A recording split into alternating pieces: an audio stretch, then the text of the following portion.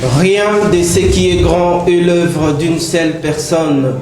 Grand merci à la coordination de Kinactu Télévision. Grand merci également à l'équipe rédactionnelle de Kinactu Télévision. Sans oublier l'équipe technique à tenir en compagnie en séjour.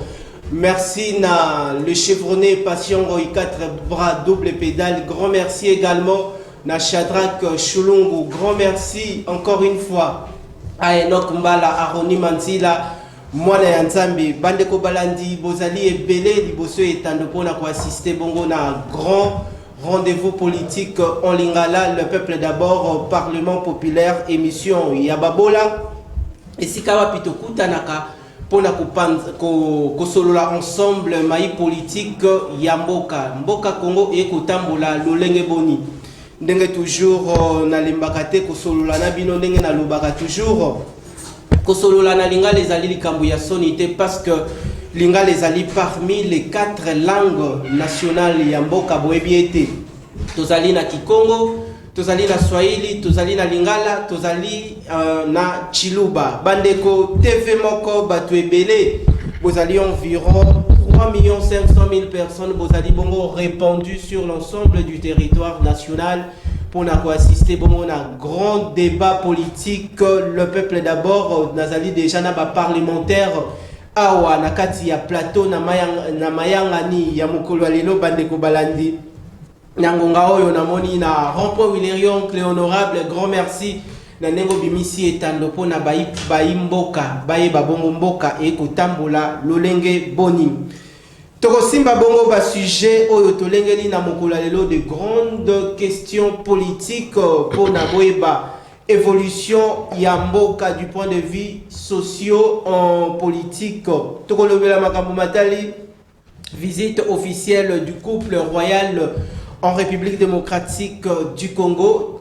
Ce qui toko simba sujet oyo toko fungola notamment ba angle ebele oyo ezali bongo toko lobela colonisation belge en RDC. Tokolobele la bénéfice du Congo face à la Belgique. Tokolobele également intérêt à Belgique par rapport à époque coloniale. Tokolobele sous makambo matali la restitution des œuvres d'art ya RDC oyo ezwami pendant temps ebele na Belgique. Et puis tokolobele sous makambo matali la situation qui prévaut actuellement dans la partie orientale de la République démocratique du Congo. Nazali déjà ensemble, n'a pas élu du peuple à travers plénière, il y a les longa imwana mapinga, ndeko Richard Nawesh, Nazali na plaisir makasi, il y a conduire plénière, il y a mokola lelo nzambe tata pesi déjà santé kitoko. Grand merci encore une fois à l'équipe technique, na kopé sabongo maloba.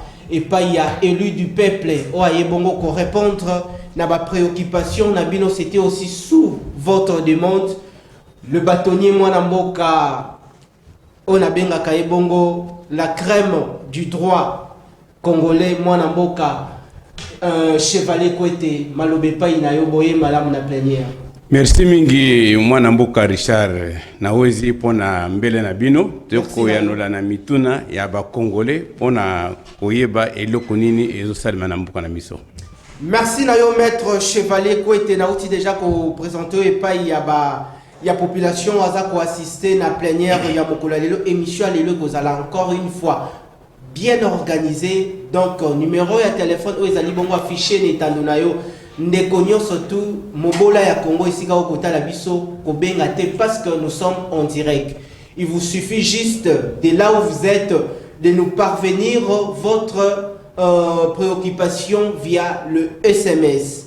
Maître Chevalier Kwete intitulé émission ezali bongo le peuple d'abord ezali maloba oyo Kondo Etienne Tshisekedi wa Mulumba tika pona yo liboso population babola okoki kolimbola yango lolenge boni. Le peuple d'abord ezali slogan ya bien pona congolais nyonso pona koyemba pona koloba état de droit na biso ya Congo ezala. D'abord il n'y a rien tout politique au nyonso ayaka au nom du peuple. Si le peuple est d'abord avant toute chose, cela veut dire que Boke Kobonga. Est-ce que pendant la gestion du pays, à Ndeko Félix Antoine Tshisekedi Tshilombo, en sa qualité, il y a chef de l'État, il y a RDC, est-ce que le peuple d'abord du point de vue matérialisation, toute réalisation sur le social et la population. Est-ce que la population les lots azako s'est retrouvée? Na utaki koloba na yo lisusu ke pouvoir ya Tshisekedi ezali nanu kobanda ya 3 ans. Akutaki bakokoso ebele na mboka tokoki ko juger lelo boité parce qu'il faut total nanu. Mais babilembo ezali ezomona na ke makambo ezokende na ndenge peuple alingaka parce que d'abord l'état de droit ndenge na lobaka ke ngai na tikala ko sepela pona état de droit. Ngamoko moto a droit soki état ezali na droit nango toko sepela parce que ezali ndenge tolingaki lelo état de droit ezonga na mboka. Maître Côté, la justice élève une nation au lobby. Le peuple d'abord, ils allaient na bilembo nango. Ce qui to lobby touché beaucoup plus aspect ya bilembo, ils allaient kolo engi kolo bana français ba réalisation. Ba réalisation moi le peuple d'abord attend moi ndakisa eloko moko to mi balé pona yo koki osalani. Le peuple d'abord c'est quand le peuple se retrouve. On ne peut pas parler de peuple d'abord quand le peuple ne se retrouve pas. Et le peuple d'abord se retrouve. Le peuple commence à se retrouver. D'abord avec l'état de droit. Comme je l'ai dit, que bilembo lingi tout le bandingi nini. État de droit et lobby, mutu na mutu, asala eloko ya koko sala. Soki osali yangote, et que okomi na mbeba, okole kalibosa zuzi. Basambi sayo, soki etumo bape sayo, comme ça, oyeba ke eloko wana ezali ko bominani ko sebisa peuple te.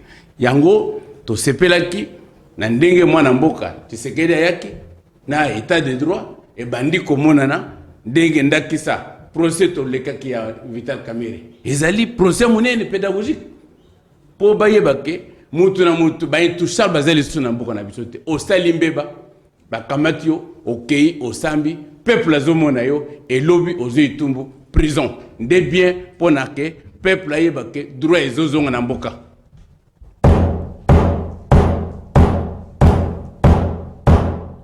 D'ici et d'ailleurs, retrouvez votre chaîne Kinactu Télévision, votre partenaire d'excellence, présentement sur BlueSat Canal 49 et sur TNT, et puis également dans les réseaux sociaux. Rendez-vous sur notre chaîne YouTube Kinactu en un seul mot, espace TV. Torope Sabon Maloba et pas ya mwana mboka Alain Zikatedi na compte ya opposition deko Alain Zikatedi na kopesa yo bongo maloba lelo yo to souhaiter on a nous boye malamu na rendez-vous du peuple. Le peuple d'abord ndenge to lembakate koloba TV moko batu ebele des milliers ya population baza kota la biso na ngonga lelo soki okoki ko brosser d'une manière globale situation socio-politique ya mboka pona bino na opposition bolobini. Merci Ndeko Nawej. Merci na mwana mboka. Merci na maître. Merci beaucoup mwana mboka. Bien qu'il y ait na kata lokuta, je crois que tu vas balayer en haut d'ici là. Poussana. Topesi merci na ba kongomani nyoso me ba to ngaba. Ndeko Nawej batinga na ebisa loko moko parce que je suis l'un de ceux qui gèrent la province politique ya décidé na compte à Moamba. Bandeko wana balobiete bandeko a union sacrée bazanga vision. Bazo bebisela bango commune et bino boko sunga bango te pour la ko dénoncer. Ndeko ngai Nawej. Oyebi deuxième guerre mondiale. Mosala ba journaliste zalaka makashi. Ya ko sunga po ete sangwe kende. Erango yo boko tika bato ba ko bebisa mboka. Yana ndeko moko le député provincial Yangaba. Ndeko azoko sala misala o lete sengile sala mi aoko sala yango mabe. Azotimola mabulu sous prétexte que azo canaliser mai me lobby il y a des conséquences néfastes. Oyo bandeko ba kolela. Ete sengeli bobetre bango mbela pour permettre que batako bakipaka bangote. Mais musala ya député ezali nakati yote rôle ya député ezali bongo komema ba doléance ya population na parlement tote sengeli bongo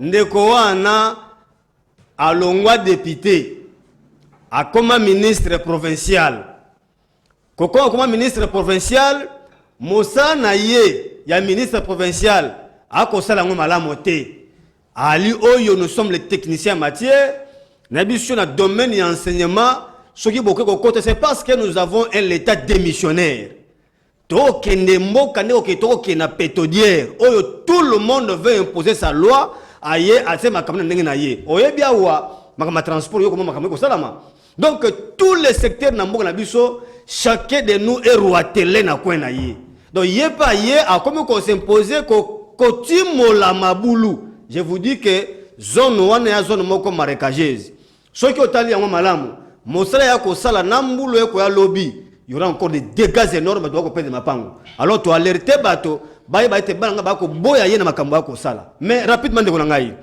na yo ki maître ko ba ah pesi nga passe d'ailleurs au présenter ngaité maître Ali na IDPS n'habite parce que je ne parle pas na yebi que c'est quelqu'un que je maîtrise je connais moi nga tout ça pour la profession na ye hein bâtonnier je connais c'est son rang mais nga obédience de malamu parce que ça y a pas si ma mettre le bien les ma kama soni non ngai le peuple d'abord a benga un slogan mais ce qu'on l'a dit le père fondateur il y a IDPS vision balaka na yango o papa tshitza akene ko pérenniser o komona ke na kati ya mikanda to statut ya kati ya IDPS ba kolobela bongo o babengaka état providence ezali oyo wapi tout o ezali bongo misala ya mboka pasi social nyoso ezali makamotali peuple et ko kende ko converger vers l'état nde asala yango na moto o ya ko kamba. Mais l'autre parce que c'est deux concepts différents. Au moins, état de droit, plutôt le peuple d'abord. Moto et c'est là tout ce qui est dans le centre de terrain, c'est qui? C'est le peuple. Mais tant là, place c'est moto à commis. N'a dit que tout le monde n'a pas mettre. Aza incapable de connaître ça yo que dans secteur boyé. Tu as les boyé to sali ezalité yo monyawa bato ko kufana est peut-être on va en parler commande de continuer mako kendaka libanda ya mboka kusaka ba déclaration bidon oyo ko za malamu te o tali nga état de droit alobi yango malamu wa ndeko procès ya 100 jours est-ce que maître aye donc malamu oyebi que procès wana elongola maître Jijiani atika bana na ye bon fele atika mwasi na ye veuve ikola procès wana procès wana oyebi lelo maître ko yebisanga biso lelo ke Benjamin Wenga aza wapi chite wana ayebisanga nani oyo bakanga na procès wana azongisa mbongo ya leta awa ba koluka lolenge baluka ndenge ba blanchir ndeko kamere est-ce que mbongo ya leta zonga be na procès wana yo bosana te ezalaka mbongo ebima na kati ya 100 jours ya programme wana un programme fantaisiste un programme presque qui n'existe pas. Ils ont au-delà de 400 millions de dollars. Merci, mais le procès à Kamere, ils ont 57 millions. Et le reste en mots qui n'a pas c'est pour vous dire que Bandeko Baya au sommet de l'État. Baya ils sont incapables. Il y a au Congo. Slogan creux. Il y a le peuple d'abord. Merci Nayo Mwanamboka tozali bongo ko poussa na série ya Mituna Nabiso numéro ya téléphone o ezali bongo affiché ne tando na bino population boko la Nabiso na capitale ya Kinshasa na ba province ozali na Inongo ozali na Grand Équateur ozali bongo na Lualaba Grand Katanga na Grand Kasaï partout sans frontières à travers la République démocratique du Congo qui n'actue ezali wana pour na ko memela bino mai politique koyeba bongo vérité ya mboka à travers grand rendez-vous politique en lingala le peuple d'abord toko pusana na ba série na biso ya ba sujet to lengela ki na mokola lelo mwana mboka chevalier ko etenebi ke okosala moi toilettage mais toko simba déjà ba sujet aux population a causé là. Visite officielle du couple royal belge en RDC. Quelle est votre lecture? Ma lecture est bonne parce que Nayoka Kindeko Outi Kolobake, président de la République, Excellence Félix Tshisekedi a sali ba voyager à Lobelo côté non. Visite il y a roi Philippe na Congo ezali résultat il y a voyage à président. Ce n'est pas peu de choses ou une petite histoire pour roi Aya na Congo na période de Tozanango. Alingaka loba, comme les autres, je ne vais pas au Congo parce que ça ne va pas. Mais le fait que les rois Aye, c'est une grande solution pour la République démocratique du Congo. Toyebake, roi Aye Pambate, il ne peut pas venir comme un petit enfant. Il est venu avec des solutions. Laissez-le. Il est à Zana Congo. Les lois Zana Lumbashi. Avant-hier, il y a qui Tozana Ye, Tolalina, les lois Lumbashi, à Kokendeta, Tibukavu, mais au Koyoka. Parce que Bino, Congolais, Bokomona, Kaka visite. Mais les résultats, c'est la politique. Oyo, tu sais qu'il y a un voyage au monde à Keyawa, à Kendeke Pambate. Ce n'est pas un petit enfant, c'est une grande autorité, un président de la République qui cherche à ce que les peuples d'abord vivent. Que les peuples vivent d'abord, et puis ces visites des chefs du roi belge étaient un résultat positif des voyages du chef de l'État. La visite officielle du couple royal belge en RDC, c'est une victoire pour l'intérêt de la population congolaise. Moi, je suis bon dans le Malawi. D'accord. Mais tout ça, tout ça, la moins régression, tout ça, à l'époque coloniale. 60 ans après l'indépendance, quel état des liés dans l'administration publique et à l'État par rapport au développement aussi à RDC? 60 ans après l'indépendance, le résultat n'est pas bon. Les résultats n'est pas bon. Pourquoi les résultats n'est pas bon? Les Congo, tout ça dans ma colon belge. Non, les colons belges ne peuvent plus encore venir nous coloniser. Nous avons maintenant la coopération. Nous allons maintenant faire la coopération avec l'État belge. L'État belge n'est pas venu pour nous coloniser. Nous avons l'indépendance politique, économique, nous sommes.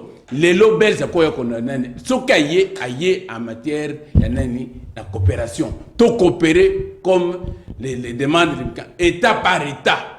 Oyo azana nani na problème songolo ou encore résoudre pas oyo pe azana oyo aye de coopération. Belge ce qu'il y a aye pour nous coloniser bisote mais aye pour la coopération etambola et kende bien pays congolais peut azala développer.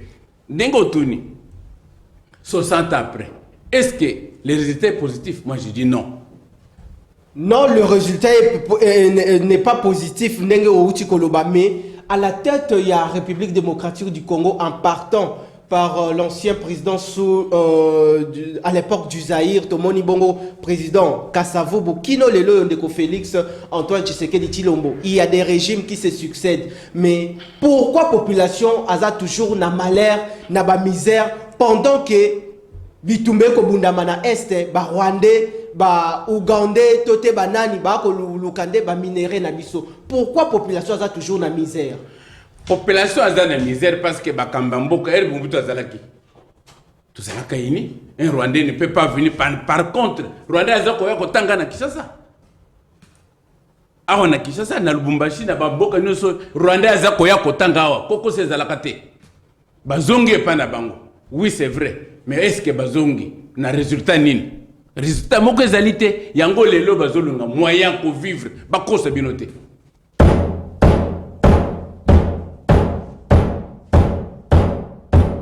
Merci Nabino population TV moko batuebele. Tous ali bongo ko évoluer boyebi était le peuple d'abord ezali loko la match. Ils allaient plénière et sengeli élu du peuple ba ko défendre bino et sengeli mutu na mutu abimisa maele nae alobele la bisika kokoso ezali bongo na kati na mboka. Tokopesa bongo maloba epai ya ndeko Alain Zikatedi na compte ya Lamuka na ko rappeler azali bongo secrétaire exécutif ya Eside Moamba. Mwana mboka maloba epai na yo lelo yo roi belge a foulé le sol congolais. Pendant qu'il y a la tension dans la partie est du pays entre la RDC et le Rwanda, sous l'insécurité, qu'est-ce que le chef de l'État peut porter comme discours au roi belge pendant cette crise Oyo, guerre ezali na kati na mboka? Ndeko nawe jambona ko makuna oyebi kulutu na ngai eko pesa ngai pasi tano ko ka koloba.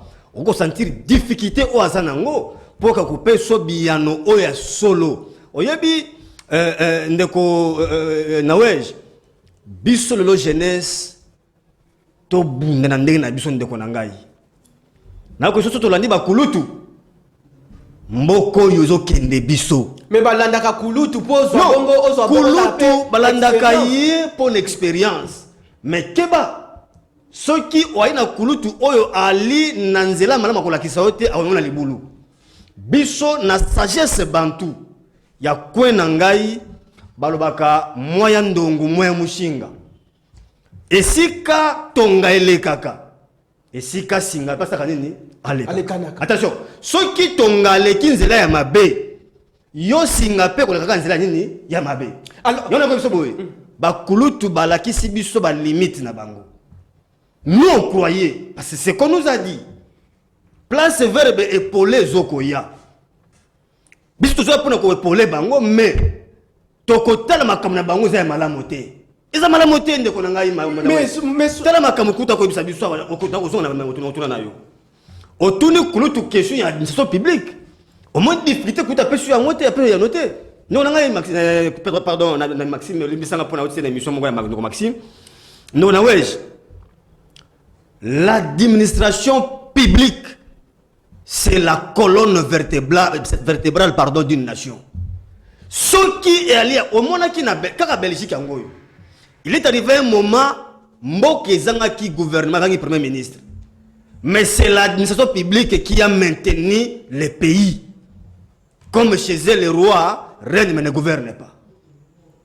Mais les loyaux, toi dis ça, tout les loyaux. Quelle administration publique le pour le Congo? Naïbi sio que biso to fréquenter l'administration publique biso que les alliés. Tout est passé. Ndeko, et loko yate, et on a bisa yo.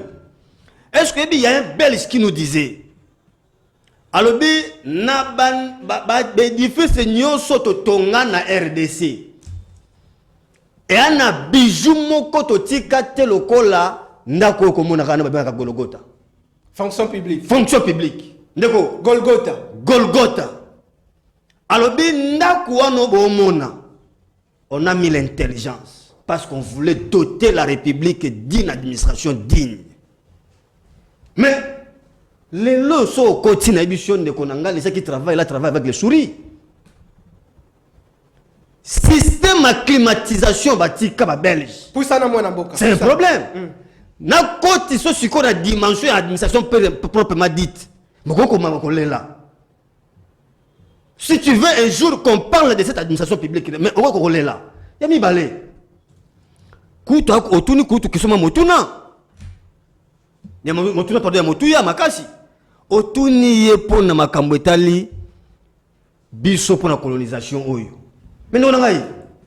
Est-ce que vous évitez que nous ne sommes plus colonisés sur notre Goloba? Mais nous faisons coloniser nous-mêmes. Est-ce que la RDC a raté la colonisation? On remarque yo kana ngani ko ngai. Tala RDC rata colonisation na répondre na bongo. Mais na yebiso ke o mona likambo salami. Mboso bati baye na tribune bazako benga ba député bolata malamu tokende koyamba roi de Belge. Pendant que population mboka Congo a kolala nzala tuna siko motuna pendant que population tuna siko motuna pendant que population tuna motuna ndeko na ngai pendant que ba élu du peuple ba ko ba palisa comprendre ngo sikoyo pendant que misolo ya ram même ba merci pour le la place na wana mboka pusana non ngai dans la place to ko coloniser biso moko tu sais combien qu'on a défalqué pour que comme roi de Belge ba jui ba maman na biso ba papa, ba namikie et autres. Ba simbisi bango ba drapeau tout au long ya boulevard. Chité wana mona. Banda tongo, amsu balete. Ba ko c'est la roi des Belges. Oyebi film ya Bakanja. Non ngai. Omona ndenge ni ba ko mamondele na chipoi. Chité wana mona mboka. Ndeko. To ali toujours inféodé mentalement. Merci, merci. N'a démontré il y a une théorie en philosophie du travail. On comprendre que nous sommes toujours avilis par le travail. Contrairement aux mêmes Belges. C'est pour te dire quoi? Pas si un mboko donc tu rata décolonisation. Merci Toko continue aux la carte système mona et nos dirigeants nos dirigeants on va me choisir le pouvoir à peuple na ki moyibi hein ne bango ba continuer ko coloniser ka homme congolais niveau toali. Merci toko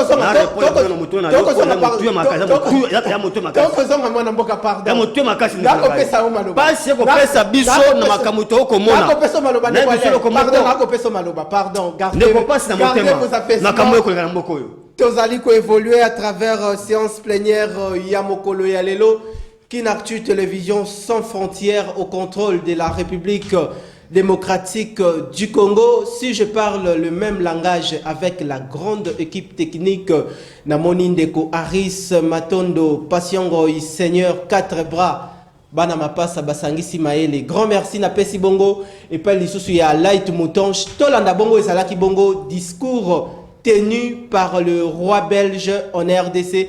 Tolanda Makambo ya Lobaki et puis Tozonga tos décortiquer alingaki aloba nini nini alobi et puis nini etindi aloba bongo. Pourquoi alobi bongo? Tolandi.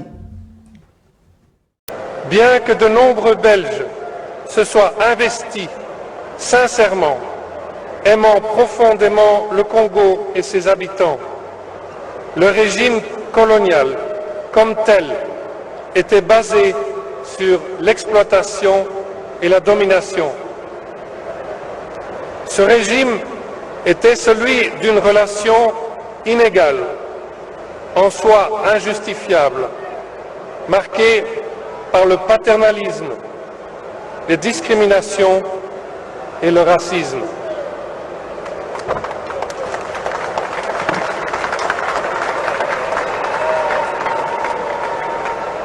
Il a donné lieu à des exactions et des humiliations. À l'occasion de mon premier voyage au Congo, ici même, face au peuple congolais. Merci, merci, merci Nabino population. Population ya Ngaba, ya Bumbu, ya Makala, ya Kimbangu, ya Kisenso, ya Bandalungwa, ya Gombe, bana Gombe, mbote Nabino. Obo uti kolanda wana ezali bongo roi belge. Azali awa na kisasa tozali nae. Mwana mboka maître chevalier Kwete, na ebi ete moteme bandaki ko betisama air de coalesi katedi yako bimisa. Ba missile souterrain de longue portée. Oti ko yamba yango. Non ne bimiti. Équipe ko kiko polate. Population babola ako yokayo. Na ebi ko sala bongo toilettage. Okosala bongo toilettage mais oti ko landa discours ya roi ya Belgique ndenga lobby. Mais là on a retenir à lobby la colonisation était basée sur l'exploitation et la domination. Lecture nini sali par rapport ya makambo yo yoki. Lecture ezali vrai. On était colonisés, on n'avait pas les droits. Nous étions les sous-peuples. Quand on vous colonise, vous n'avez pas tous les droits. Vous ne pouvez même pas voter. Et toute autorité venait de la Belgique, par les rois. Les décrets que vous avez, ce sont les décrets royaux. On ne pouvait pas parler, on n'avait pas. Il y avait des évolués, ou certes, celui qui peut avoir fait de petites études ou envoyer les enfants aux études, c'était des évolués. Mais nous, je le dis et je lui donne raison, parce que nous n'avions pas qualité, il y a Koloba. Congolais n'y a pas Koloba à l'époque. C'est-à-dire colonisation belge. Apesa biso babenga kamnoko o apesa biso lelo ezali colonisation moko ya maltraitance tout ça qui sous l'emprise ya ba belge. Maltraitance non, c'est ça la colonisation, on ne peut pas avoir droit. Les rois belges réunis en Belgique comme ici. Ici c'était les rois souverains. Cela veut dire que le Congo était sa terre, sa propriété privée. On ne peut pas avoir de droits. C'est normal quand on dit colonisation. Cela veut dire que vous n'avez pas à dire quelque chose devant celui qui vous colonise. Vous n'êtes pas un homme de droit. C'est normal qu'ils ont exploité, ils ont construit la Belgique, ils ont fait ce qu'ils ont fait. Mais à l'indépendance, ils ont dit niet, nous laissons la responsabilité. Naba Congolais, ba Kolomboka. Si Koye Moutoune Zali, depuis colonisation, on a exploité. Coloniser Bisso, c'est normal parce que nous étions un sous-peuple. Maintenant que nous avons retrouvé nos droits comme Congolais authentiques, la question qu'on se pose, quand nous on a eu l'indépendance, qu'est-ce que nous avons fait? Voilà, comme tu as dit, depuis 60 que nous avons l'indépendance, on ne parle plus de la colonisation. On a exploité, on a pris tout ce qu'on avait, minéraux, œuvres d'art, tout ça. C'est parce qu'on ne pouvait pas s'opposer à roi belge ou bien à son service. Que non, parce qu'on n'était pas dans nos droits. Yango, il a raison de dire que nous avons été exploités et nous étions encore colonisés. Maître Chevalier Kouete, pendant la colonisation, on dirait belge, nengo utibongo koloba, si je vous comprends bien, bazo toka, ba minéraux na biso ba cobalt, ba cuivre, ba zinc, ba uranium, pona kokende nango kuna. Ba mama na Belgique population bazaka nelo rote malonga. Ndenga bomoni Belgique et tonga mabongo, nyonso to uti awa na mboka. Alors il y a beaucoup de nations africaines européennes colonisation par rapport à la colonisation colonisateur na bango ba apporter aussi beaucoup du développement pour na mboka et vandisa malelo soki moni bongo ba mboka mususu ya continent kaka ya Afrique awa. Alors la RDC a été colonisée par les Belges, Motune ezali boy. Bénéfice ya RDC na colonisation ezali nini? Et puis infrastructure nini oyo roi comment noko na biso belge oyo lelo yo kino lelo yo tozomona yango batiki na mboka 100 ans lelo tozomona yango. Est-ce que zali atene de la gombeka ko tomona katote œuvre mususu de grande valeur oyo toyebi ezali? Ndeko Richard Nawezi na zali na isengo pona mutuna na yo pona o lobi bénéfice nini tozwi yo kolinga bénéfice nini parce que vous avez colonisé alinga sala te okolobeli lobani biso toza en bénéfice te kaka bango nde ba bénéfice yango zala ki colonisé. Par exemple tozo produire cuivre cobalt mais usine à raffinerie à cuivre ezakawa en Belgique. Cela veut dire que vous pouvez avoir tout ce que vous avez mais la finalité c'est la Belgique qui en bénéficie. Ce qui va pesi ba résultat mike bokende kotonga école bokende tonga boye. Ce n'était pas notre décision. Parce que quand les Belges sont venus pour nous coloniser, ils n'avaient pas besoin d'Abisso. Ils étaient venus pour exploiter. Pour nous coloniser, alors on ne coloniser. C'est quoi tous indépendants? Pardon, sous question. Maintenant, quel est l'héritage de cette colonisation oyo belge? Pesa biso la RDC, l'héritage que belge batika biso na mboka. Nous avons hérité des sociétés. Nous avons hérité, il y avait des commerçants qui faisaient le commerce, mais Mobutu a fait la zarianisation, avait donné aux Congolais qui n'étaient pas formés pour continuer l'œuvre d'un blanc. Mais s'ils avaient laissé les blancs continuer, on devrait être développé depuis longtemps. Mais les mâles congolais ou zéro dans l'époque, toutes les entreprises qui travaillaient, au lieu d'appeler les colons qui étaient là, qui étaient restés pour continuer, Mobutu avait décidé de donner à un Congolais qui ne connaît même pas là où on paye le ciment, qui ne connaît même pas où on paye les riz, qui ne connaît même pas là où on paye la farine de froment. On lui donne une boulangerie, il va pêcher qui? Il va commencer où? Et même les Congolais qui avaient hérité ou de la zarianisation devraient travailler avec les mêmes gens qui étaient là, mon frère. Moi, je viens comme associé à toi. Continuons le travail. Mais d'un coup, le blanc est parti, il lui a laissé la richesse. Et ils n'ont pas pu continuer. C'est ça la mauvaise administration que nous avons héritée. Nous avons hérité, mais nous n'étions pas en mesure de faire comme les Blancs le faisaient. Parce que le capital est venu avec les Blancs. Il connaît comment il travaille avec ces gens. Mais quand il vient, moi, un exemple, on m'a dit chez moi, à la zarianisation, un député de chez moi a hérité l'argent. À ce temps-là, les Zaïres ou les Zaïres coûtaient au moins, un Zaïre coûtait $2. Il est venu, il a hérité le mal, des mal d'argent. Il dit, Bilo Kwaboye, cela veut dire qu'il ne connaît pas, il a hérité l'argent. Mais comment on peut continuer avec une administration comme ça, des gens qui n'étaient pas formés? Merci, Io. TV Moko Batuebele, tozali bongo ko évoluer à travers plénière. Wana na uti bongo ko Maloba ya Maître Chevalier Kouete. Kombo na ye Maître Chevalier Kouete.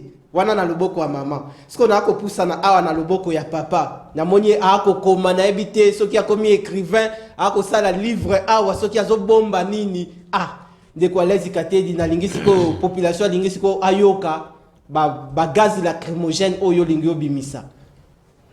Maître Chevalier Kota Uti Bongo Koloba lelo yo actuellement na ngongo to Koloba couple royal eza awa na RDC tomoni ni bandeko yo opposition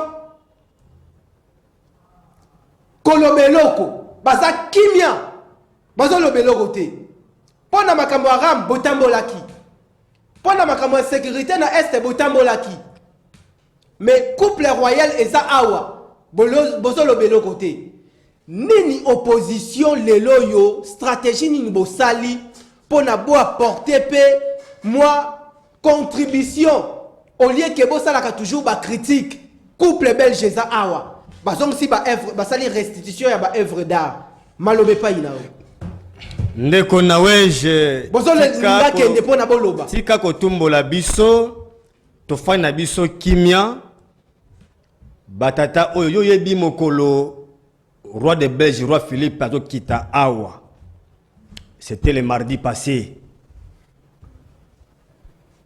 bakutu na ngai kwete baye kotiela biso bajupe ya balapulusu liboso ya siège siège wapi oyo ya SID na triomphal numéro 3 baye kotiela biso bajupe. Il y a des images, ceux qui sont passés par là ont vu.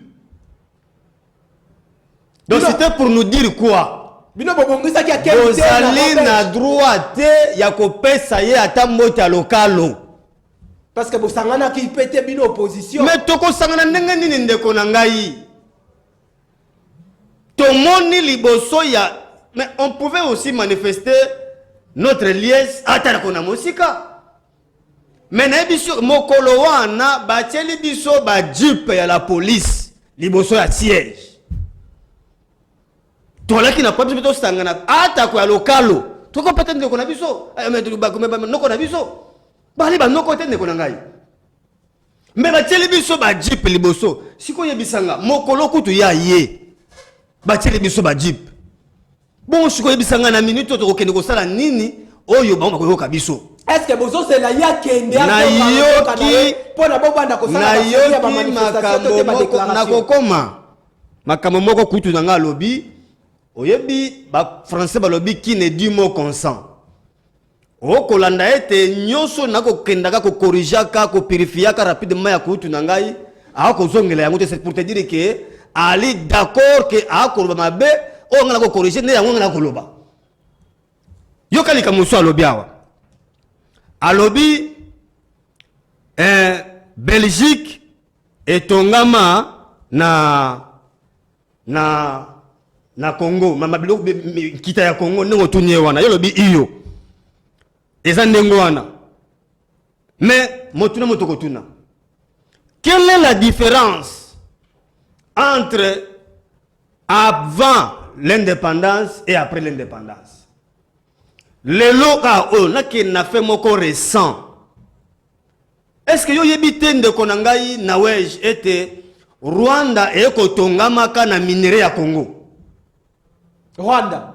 Mais est-ce que yebite que maintenant là on a un deuxième colon?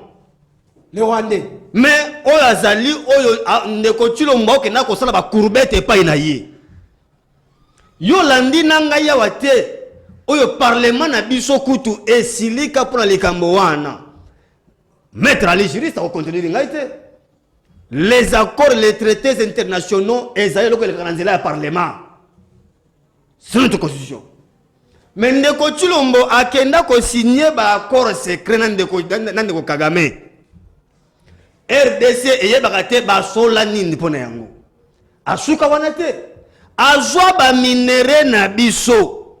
Maître que toutes les usines de raffinerie étaient où? En Belgique. Mais est-ce que vous savez que les usines de raffinerie les commune na Rwanda?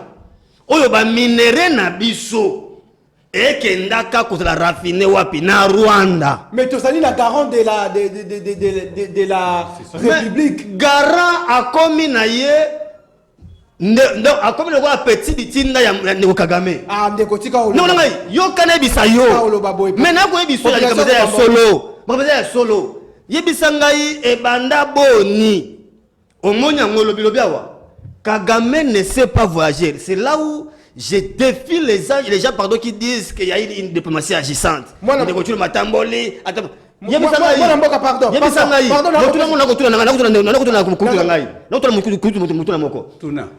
Kagame atamboli wapi pour récupérer les deux otages à Congo. Atamboli wapi. Ake wapi mboka nini Kagame akei pour que gosenga les deux otages au Congo. Avant nakanda kuna pas na yi. Asala ka téléphone. Ne ba oka kototo RDC lengi yami balé. Lorsque mon aîné parle de société, on a hérité des sociétés à l'époque, il y a une étoile Bakei. Mais non, mon aîné ne va pas oublier parce qu'on ne peut pas torpiller l'histoire. Ayebi que Tobandaki qu'on réclamait l'indépendance économique. C'est là où, peut-être c'est un débat scientifique, on s'est démontré comment tant qu'on connaît Mobutu. Bon, moi je ne condamne pas totalement Mobutu comme en logique mathématique. Mobutu, ezalaki na souci wana. Mobutu lorsqu'il est fait journaliste, ayebaka ko côté na ba circuit amona comment les Belges tant bako kende. Ba kenda ko la politique moko ya ko délocaliser ba siège social ba entreprise wana. Toutes les entreprises publiques physiques ezalaki au Congo. Mais leur siège social, c'était en Belgique. C'est là où Mobutu cherchait à réclamer l'indépendance économique avec le contentieux belgo-zaïrois. Merci. Mais tant qu'on a abouti, merci. Bon, c'est là où moi je dis s'il faut condamner ceux qui ont hérité ces entreprises-là. C'est-à-dire qu'il faut aussi condamner le Lumumba qui ont pris aussi l'indépendance de manière prématurée. Mais c'est là où je dis que non, on a un débat à bon côté. Mais c'est peut-être pour dire quoi? Le temps était normal pour tout ça, mais sauf que homme congolais, attends-il le loyo, à nous préparer dans la gestion républicaine. Merci Nayo, merci Ndekwala Zikate dit Tozali ko zongela yo parce que Tozali bongo na plénière to ko sala bongo. Na répondre à la question Nayo te. Ya table, je crois au kozongela yango. Bande ko balandi. Oko sa mabe parce que Mathieu to pesa yango. Kutu na ngai ala malwa ana barigima mingi. Tata pesa na pesa kutu barigima ko za malamu. Nako pesa o maloba mwana mboka. Toko ça la ronde ya table bandeko balandi toko so bongo deuxième image au tolengela ki na plénière ya lelo tolanda o ezala ki bongo en restitution d'œuvres d'art toté des œuvres d'art o ba yiba kabiso yango bazwaka yango na ndenge ya kanza na ndenge ya kanza na ndenge ya komvu kabiso esali mikolo ebele ekenda na Belgique. Mais pourquoi na ngonga o nde ba ekozongisa yango? Ezali motuno déjà na posé déjà na débat et tokozonga ba ko répondre ngai tolanda et puis ba décoraki aussi papa na biso a totalisé bongo 100 ans. Merci ngamoko en tant que moi na mapinga na tombelio lisusu 200 ans vivant heureux vraiment makambo ya malamu ezala bien na kati ya vie na yo. Light Moutonge tolanda. La place du mémorial aux anciens combattants au croisement d'Avenue Force Publique et Gambela dans la commune de Kasavubu à Kinshasa a connu une ambiance inhabituelle ce mercredi 8 juin. Les Belges et Congolais se souviennent de la participation de la force publique à la Seconde Guerre mondiale. Une personne en particulier symbolise cette reconnaissance. C'est le caporal Albert Kounyoukou qui a combattu en Birmanie lors de la Deuxième Guerre mondiale. Il a été élevé au rang des commandeurs de l'ordre de la couronne par le roi des Belges Philippe. Par après, le roi Philippe s'est rendu à la musée nationale dans la commune de Lingwala où il a remis les masques Soukou pour symboliser la collaboration en matière de reconstitution du patrimoine culturel congolais. Le masque Kakungu intervenait chez les Soukou dans des rituels de protection et de guérison.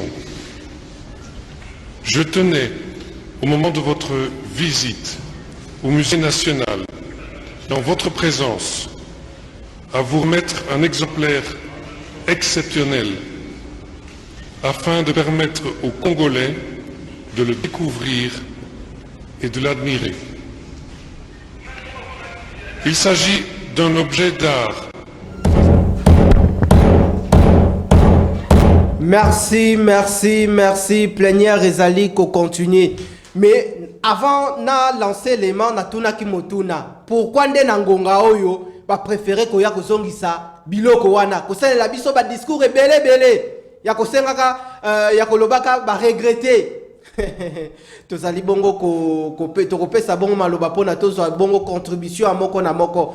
Mais botika ngai na funda bongo musala la police na biso eko sala. Musala ya soni la police eko sala. Ndeko Silvano Kasongo ezali na ba agent na yo ba ko finisa la police ya Congo. Surtout ba bureau de ngamoko mwana ya Gombe. Mwana ya Gombe né et grandi. Mwana ya Gombe. Et puis tikino lelo nazali na Gombe. Mais yoka siko information na ko pesa bino. Général Silvano Kasongo. Information yango yo. Chaque dimanche, je dis bien chaque dimanche, ba bureau de Bayaka na avenue de la Gombe 24. Ce que ça na avenue de la Gombe na ndenge ya 24, so ça na ndenge ya Gombe ba benga ngo avenue de la Gombe. So ça na ndenge ya Lingwala entre Empire na Suisse Mart. Ba bengi avenue wana Mont des Arts na coin côté ya mai ya pont. Ba bureau de basala kashida kop na bango wana chaque dimanche à partir ya 9h bana ya ba moto bazomona pasi na misu na ngai bako boto la bango ba 100 000 francs kokangaka ba moto ba 50 000 francs na misu na ngai 50 000 francs zo kobima ngamoko journaliste nengina simba na bureau de pona ko bunde la population nengina simba na bureau de olongwe wana na 24 au côté ici, ok, Mont des Arts kino Willery. Kuna pe base mususu eza na barrière. Bako sala shida. Ndeko Silvano Kasongo lobi nini? Pona ba bureau de olobi nini? Est-ce que musala wana nde la police eko sala na ville ya Kinshasa? Relation nini la police ya Congo ya Kinshasa eza na yango na population. 2023 population lobi bokoyo keloko. Na pesi bongo malobe pa ya mwana mboka Chevalier Kwete touti bongo kolanda maloba ya roi belge nenge alobi malobe pa inayo parce que tension est mati et komatate parce que toza tranquille. Merci. Alobi ke ndeko Chilombo mwana mboka azosala musala te zonga na motuna na pozaki motuna ezalaki boy pourquoi basali restitution ya ba œuvre na biso d'art oyo ezali bongo ba masque de grande valeur de masque suku o ba kenda yango na époque coloniale ba bomba yango na Belgique na Tanzania surtout wana ba memaka yango pourquoi kaka ba choisir ngonga o kozongisa et yano yango wana ndeko na wezi et yano na uti ko pese ke ezali œuvre ya diplomatie haute diplomatie oyo ndeko Tshisekedi azosala na mboka yango nde argument ko pese yango wana lelo moni makambo ezokende liboso pona ba voyage na bandeki kolobake voyage au bozol ba oh azo voyager non voilà les résultats ça commence à venir c'est-à-dire s'il faut comprendre Belgique lelo azongisi ba œuvre d'art wana pour par rapport il y a ba avancée significative il y a diplomatie agissante il y a président oui il n'y en a pas deux Poussana yango ne lobi ke bofanda kimia Chilombo azoya azosala musala na ye ndenge mbingano nyonso bakongole boko sepela azosala musala pendant que population akode falipa pendant que population azangi mai na courant bakote mususu bakoma ozwa mai ya foko eloba ngo ndeko Bruno Mimenga Poussana papa Chilombo azali mwana mboka ayebi souffrance ya congolais alobi azoya mais assez akomi po bokomona résultat il y a que les mêmes jours les douleurs d'enfantement bolobiao que na Congo na est ya Congo ça brille comment est-ce que c'est Tshisekedi qui a mené ça est-ce que c'est Chilombo qui est venu avec ça non azoko kapé aussi lisambo ya STT il a yebiso que lelo résultat malonga ezali bozana kisasa bozo sala fête mais boko na est Congo mon yo awa biso awa to ko mela mwa kopo bozo mela mwa kopo to ko lia mwa lipa na mwamba mais population kuna ko kima na bakoli population azokima parce que kimia ezozonga kimia bak onai balobi ndeni comment tana sincère hein kendeke pan mais kozonga na escalier malembe les résultats ne viennent pas dans un jour. Chilombo azosala musala nae na bandaki kolbake coopération agissante oyo diplomatie président azosala lelo ezobota mbuma elengi bokolia bokomela ndenge bolingi parce que président azosala makambo na mayele azosala makambo na isengo pombo na mboka recouvrer droit na ye, cela veut dire état de droit ezoya nini na lingi na lobo tata lobi ke biloko oui on ne peut pas aller violence par violence. Tu sais qu'il n'est pas venu pour faire la guerre à n'importe qui. Il a dit aux autres ou la paix totale ou la guerre totale. Bon pour biloko mimbali le kole va pour guerre tout ce que na bango la ozoke mona ni soda zoko pour la guerre des années les lots to moni ba image que bande konabiso ya Rwanda ou M23 bazoko kalisus makambote parce que tu sais qu'il a décidé où c'est la guerre totale ou c'est la paix totale. Alors maître Chevalier Koete tomoni a peine na RDC sengeli koyeba ete bakenda na ba masque suku ba masque kuba ba masque neti ngai na sali mutu ya empire lunda bakenda na ba masque lunda aussi mais tomoni kaka roi belge a ko sala ba discours mais tomoni ba chef traditionnel de ya mboka Congo ko invité bango na événement na au moment bazo ko sala restitution ya ba œuvre wana ba chef traditionnel ba zala wana pona kuyamba ba œuvre wana ezali motuna ya liboso motuna ya mibale ezali lelo roi belge kala mingi ta ko kangabisaka akozonga.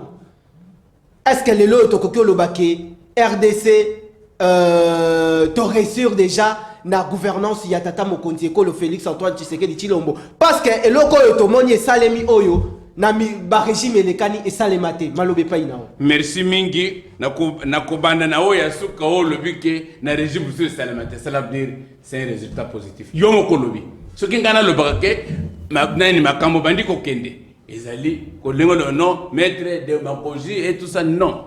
Moi je soutiens Tshisekedi parce que j'ai l'espoir que lobby kozala bien. Le chef traditionnel. Le chef traditionnel, j'en viens maintenant. Cérémonie, bonne gouvernance. Cérémonie et salémité. Ok, bonne gouvernance, le chef coutumier a panaye. Ce n'est pas pour ce qu'on dit combien. Parce que nous avons combien de tribus au Congo? Nous avons combien de tribus au Congo? Vous allez appeler combien? Qui est-ce que vous allez appeler? Qu'est-ce que vous n'allez pas appeler? Le problème, c'est quoi? On avait besoin que les lots richesse à Congo ezongi okokende kobenga Congo mobimbo komona non, nous voulons que c'est la coopération. C'est le chef de l'État qui est allé quand il était allé pour demander ce que on n'avait pas fait tous les chefs mais belges. C'est la coopération qui fait son travail, c'est la diplomatie agissante qui est en train de donner les œuvres et les bonnes œuvres sont en train de venir. Bon à la canne parce que ma malonga il y a gouvernance ezali ya malonga. Beaucoup mon nango bozo vivre. Merci Loleng dans la même optique ndenge mwana mboka moko alobaka la RDC est en train petit à petit de retrouver sa place dans les radars diplomatique mondial. Torope sabongo maloba epa ya mwana mboka Alain Zikatedi. Ndeko Alain Zikatedi. Tomoni ndeko couple royal eza awa. Mais to tikali jamais comment na ko soulever makambu ya Lumumba. Assassinat ya Patrice Emery Lumumba. Ba Lumumbi se boza wapi? Ndeko Frank Diongo oza Lumumbi se oza wapi? Discours nini boko sala roi belge aza awa. Est-ce que la RDC a tenté une action en justice contre la Belgique par rapport à l'assassinat de Lumumba? Tote Sengeli comme la Makambu, Kotika Makambu et Kendebongo. Merci Ndeko Nawe. Je peux s'en peu minutes pour que vous tunangai. Poussana. Ozona na moni ozo kusala moi une sorte d'injustice qui to côté. Hein? Et ça est équitable. Oyebi L'autre qui est la sous-émission, on a rediffusion à comprendre comment il s'est contredit lui-même. Ne bandeli, est-ce qu'il y a le but que Mboka est commis dans l'état de droit. Mais Hollandi a le but que Toko Kende comme dans l'état de droit. Donc il s'est contredit. Boye, en tout cas bato batindi maître na yaki bakokende kolobela maître kuna na affaire ko sur sanction pona yango mais to rapidement na discours ndeko na wesh to raté occasion ko ya roi Philippe. En tout cas, la RDC a raté une fois de plus une occasion. Pourquoi tu as raté l'occasion? Tala mabelo mami awa. Ndeko na ngai mabrameza belé. Oyebi mokomusu benga messieurs ba conseil des nations je kobisoana. Nous continuons à dire et on peut démontrer ça scientifiquement que RDC est isolement diplomatique. Ça peut être démontré scientifiquement. Tu vas prendre part na Kabila na ba organisation internationale. Donc on n'a jamais été isolé diplomatiquement. Malobama lo bagawana on a ça bino que ça perroquetage. Ba metsa makambo ti. Mais azolo ba makambo ya kokota est mais est le na epsa onde konanga pour de son information peut-être il n'est pas informé. Est-ce que dit que Rwanda a sida kotia bato na Tchanzu na Rutshuru nous avons 500 soldats rwandais. Ah, on a mis tout à dire bazali armé jusqu'aux dents. Bah, cause la monde peut pas frapper la RDC. Na change. Tout ça bazali on a c'est le porte-parole il y a armée congolaise qu'on a n'a pas subi information. Ndeko Sylvain King. Hollandais ango. Alors, dans le but que ça dit raté pourquoi? Oyebi que roi des Belges va apprendre Lingala kaka Paulo baete Zambe alalakate. C'est comme on a appris à M. Kabila pour dire que Mukumbi Maki abundakate asonakate. Le loyo tokani saki parce que il ne faut pas oublier que ndeko nabiso Macron on lui a appris le Kinyarwanda rien que pour venir demander pardon aux Rwandais. Mais roi Philippe, nous on croyait que akoya kosenga pardon na ba atrocité nyoso basala na peuple congolais. Mais aye olia senga pardon aye par contre na regret asukiwana. Azo regretté. Yami balé. Ndona ngai. Tokanisaki tanga soki maloba. Akoyebisa biso ke bako s'impliquer pour exhimer pardon rapport mapping o eza ko moisure na Nations Unies na ba couloir rebelle to kanisa ki yango mais ya misato ndeko ngai to sentir silence radio et pas inaye pour na ko kende ko condamner agression rwandaise et le côté alobeli yango ko ataku to la moquette aleki yango outre yaminei akei kokende kobebisa mémoire ya ozali bongo Léopold II parce que il était censé aussi nous rassurer que la balkanisation n'aura pas lieu parce que Léopold II a dit Kamboka on a 2 45 km². 45 000 km², pardon. Mais il y a affaire même mention. Or, nous sommes menacés d'une balkanisation dans la RDC. Il y a mitano. Yasuka Tosuka. Aye koye bisabiso ke ozali bongo makambo etaliba kozo sabiso un masque. Ndeko. Yo dit combien ces masques là ont produit na Belgique. Il n'y a pas pardon sans réparation. Ba réparer nini po biso to ndima. Oh nous sommes papa la biso ko décorer wana est-ce que dit que mbongo belé et dima na Belgique po bato wana bazala indemniser pe na ndena bango mususu mais mbongo ne kenda wapi nyoso to biza mascarade to biboye c'est une raté pour na biso tout ça peuple congolais il ne faut même pas s'attendre na makambo sur aventure yo toza 2023 on se ndotchu mako ça biso c'est une aventure de mauvais goût il faut que bengana ye atika mboka parce que l'incompétence au sommet de l'État et se fait remarquer. Merci Nabino Iyo population Yamboka Congo. Samedi Oyo tokozala les sources na spécial le peuple d'abord par rapport à la visite officielle ya roi belge. Tokolobela lobela sources ba anglais belé. Grand merci pour la sens na yo ya disponibilité moi Namboka Alain Zikate dit je rappelle que vous êtes communicateur au sein de la plateforme politique Lamuka et pour Zalibongo secrétaire exécutif Mwamba il y a Eside Mwamba Matondo pour naissance à disponibilité. Merci. Grand merci également à la crème du droit congolais Mwanamboka Chevalier Kwete, on a encore rappelé. Azali Batu Yakobate la pona Mboka, grand merci pour la sens na yo à disponibilité. À chaque moment on l'embakate koya toujours na Kinactu Télévision. Bon retrouver rediffusion émission Kakalelo à partir il y a 22h. Grand merci l'équipe technique et puis coordination et puis sans oublier la rédaction. Matondo Nabino. Si vous avez une émission, il est